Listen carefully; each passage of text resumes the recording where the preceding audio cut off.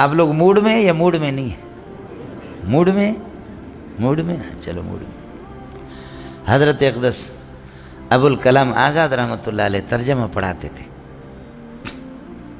ہمارے بزرگوں نے ابوالکلام آزاد کو ضال اور مضل لکھا، لیکن وہ چیز ہمیں قابل قبول نہیں ہے، سمجھے؟ ہمارے کراچی کے کچھ علماء کہتے ہیں عبید اللہ بھی زندی کے سندھی اور ابوالکلام آزاد بھی زندی کے، سمجھے؟ سب سے بڑا زندی خود ہے جی، ہے سمجھے؟ انسان کے تفردات ہوتے ہیں، لیکن حضرت ترجمہ پڑھا رہے تھے، ان کا اپنا ایک انداز تھا۔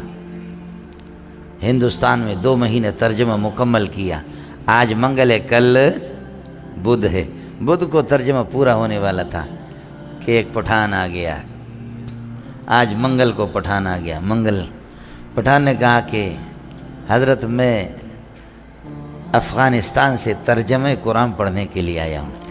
ابوالکلام آزاد نے فرمایا استاپ دا غدا غدا پنگ پاگلا ودا ہمکا ودا پلیتا تسو کمزہ نہ راغلے دے، کیسے آ گئے؟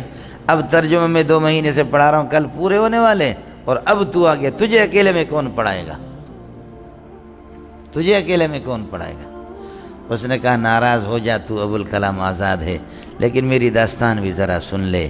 میں غریب آدمی ہوں، حالات بھی اس قسم کے تھے، سنا تھا کہ ایک ایسا بزرگ ہے قابل، اس کا اپنا انداز ہے ترجمہ پڑھانے کا، خدا کی قسم جس وقت سے سنا ہے وہاں سے پیدل چل کر کے آ رہا ہوں۔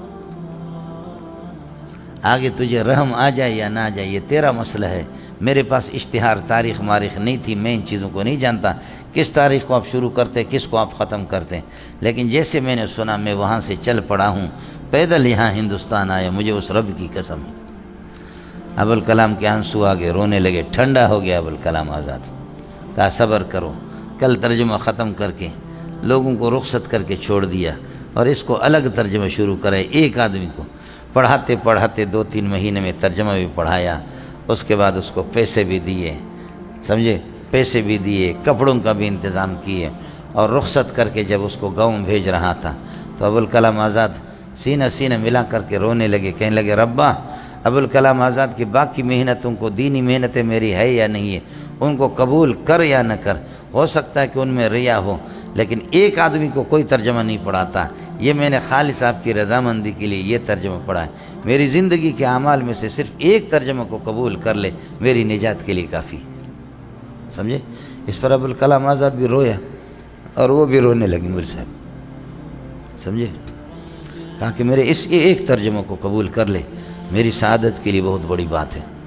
اللہ کی مخلوق ہے مول صاحب، کوئی پتہ نہیں چلتا کون کس قسم کا ہوتا، کون کس قسم۔